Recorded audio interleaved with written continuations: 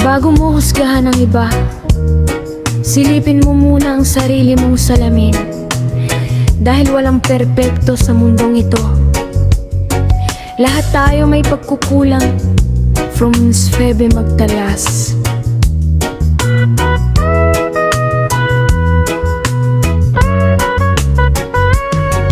Madaling magsalita tungkol sa iba, madaling makita ang kanilang pagkakamali pa. Pero bakit kapag sarili na ang titingnan, biglang hirap tanggapin ang katotohanan? May mga lihim tayong itinatago, may mga pagkakamaling ayaw aminin ng tao. Kaya bago tayo humusga ng kapwa, alalahanin mong pare-pareho lang tayo. Hindi lahat ng tahimik ay mahina, hindi lahat ng simple ay walang halaga. At kadalasan ang minamaliit ng iba, siya pa ang may pinakamalinis na intensyon sa kapwa.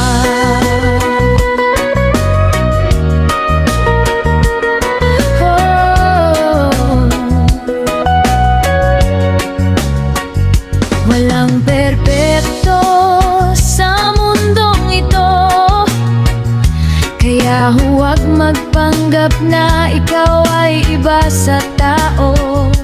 Lahat tayo may sugat, lahat tayo may bahid. Kaya bakit kailangang manghusga ng paulit-ulit? Hayaan mo na, enjoy ng buhay. Maikli lang ang panahon na tayo'y nabubuhay. Mas masarap magmahal kaysa manira, mas masarap ngumiti kaysa manghusga.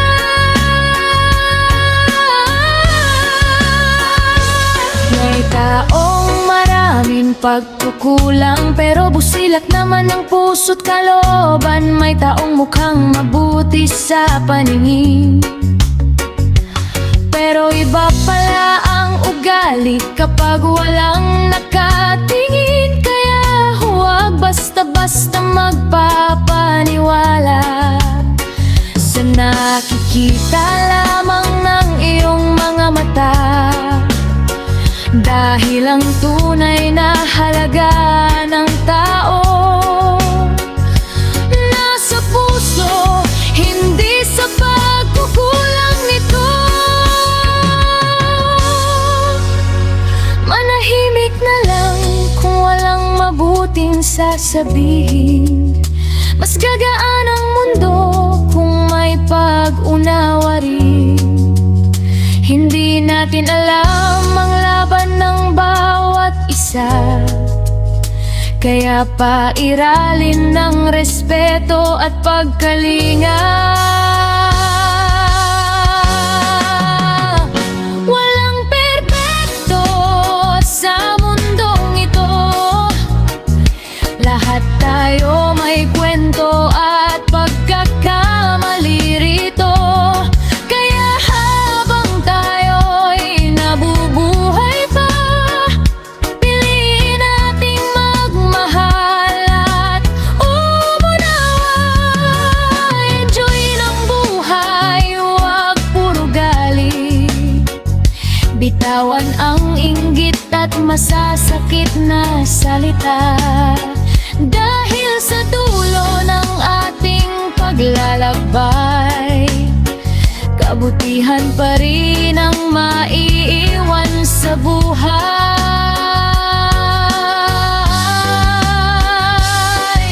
Lahat tayo may sariling laban, lahat tayo may sariling dumi na itinatago.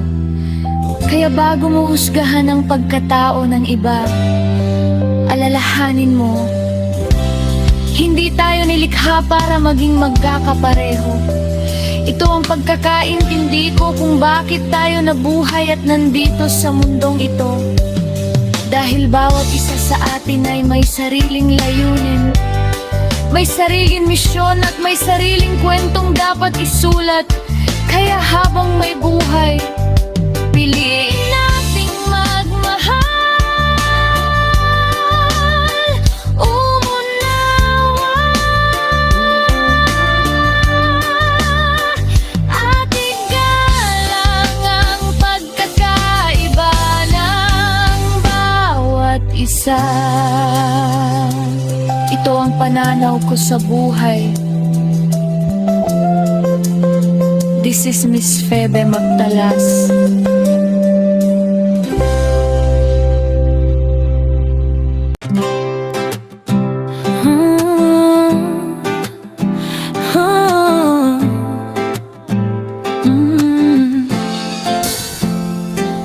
Kahit sino ka man, kahit ano ka pa, may laban kang haharapin sa bawat umaga. May araw na masaya, may araw na mabigat, may panahong tila ba ang lahat ay salungat. Parang gulong lang ang buhay nating lahat. Minsan nasa ibaba, minsan nasa taas. Kapag ikaw ay nadapa, bumangon ka lang muli, dahil hindi doon nagtatapos ang iyong paglalakbay. May mga taong manghuhusga sa'yo, may mga taong hindi maniniwala sa'yo, pero wag mong hayaang sila ang magdikta kung paano mo tatahakin ang buhay mo. Laban lang sa buhay, wag kang susuko. May magandang bukas na naghihintay sa'yo. Hayaan mo silang magsalita kung gusto nila. Ang mahalaga ay masaya ka sa buhay mo. Laban lang sa buhay, ngumiti ka lang. Maikli lang ang buhay para sa sama ng loob at tampuhan. Kaya sulitin ang bawat araw na dumarating at magpasalamat sa bawat biyayang dumarating.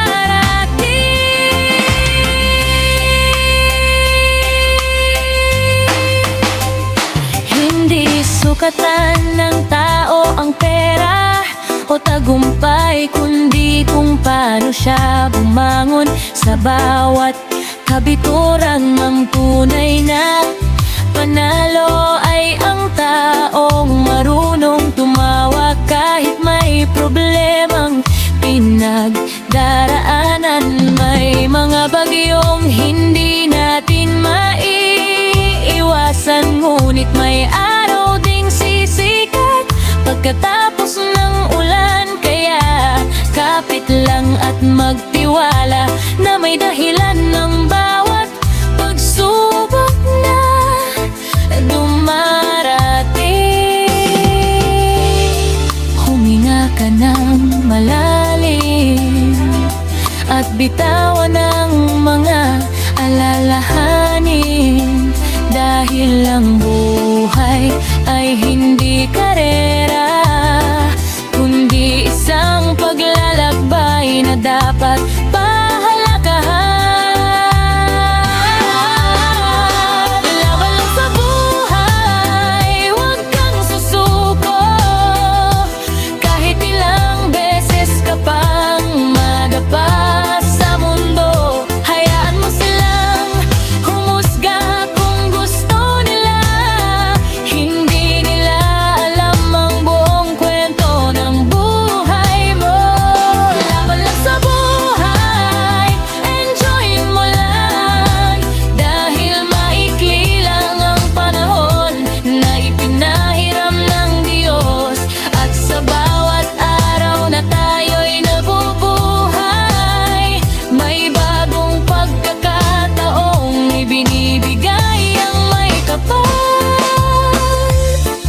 Ito ang kwentong ng buhay na naunawaan ko. Hindi lahat ng araw ay maganali. Hindi lahat ng laban ay madali. Pero habang may buhay, may pag-asa at may dahilan para lumaban.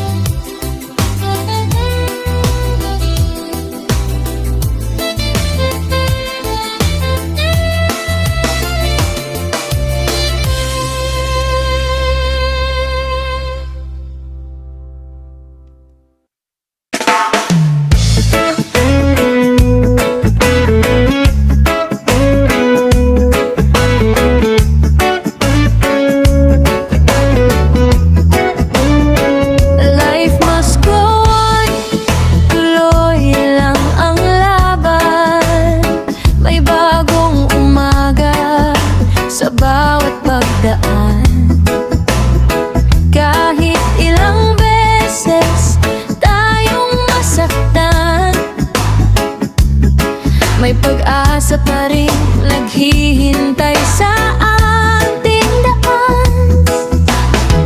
May mga araw na mabigat ang buhay, may mga pangarap na tila nalalayo, may mga luha na hindi may paliwanag, at mga tanong na walang kasagutan. Ngunit hindi doon nagtatapos ang lahat, hindi habang buhay ay nasa ibaba. Kapag may bagyong dumaraan sa buhay, may araw ding muling sisikat. Huminga ka lang, kaibigan, huwag mong kalimutang lumaban. Ang bawat sugat na pinagdaanan, may aral na iniiwan. Life must go on, tuloy lang ang laban. Karapatan nating muling sumaya naman. Kahit nadapa at nasaktan, may dahilan pa rin para bumangon muli ngayon. Life must go on, huwag mawalan ng pag-asa. May bukas pang naghihintay para sa atin, sinta. Unti-unti nating aayusin ang buhay, at sabay nating aabutin ang tagumpay. Hindi karera ang buhay ng tao, bawat isa may sariling panahon. Habang may tibok pa ang puso, may pagkakataon pang magsimula muli. Huwag mong ikumpara ang sarili mo sa tagumpay ng ibang tao. Ang mahalaga ay patuloy kang lumalakad patungo sa pangarap mo. Kapag pagod ka na, magpahinga sandali, pero wag mong susukuan ang sarili. Dahil ang kwento mo ay hindi patado, marami pang magandang bukas. Life must go on, tuloy lang ang laban. Karapatan nating mangarap at sumaya naman. Sa bawat unos na nalagpasan, mas matatag tayong babangon sa kasalukuyan.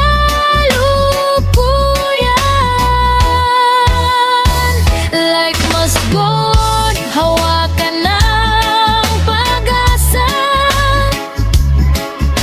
May bukas na naghihintay para sa ating lahat, at sa bawat hakbang na ating ginagawa, mas mas mapapalapit tayo sa tagumpay.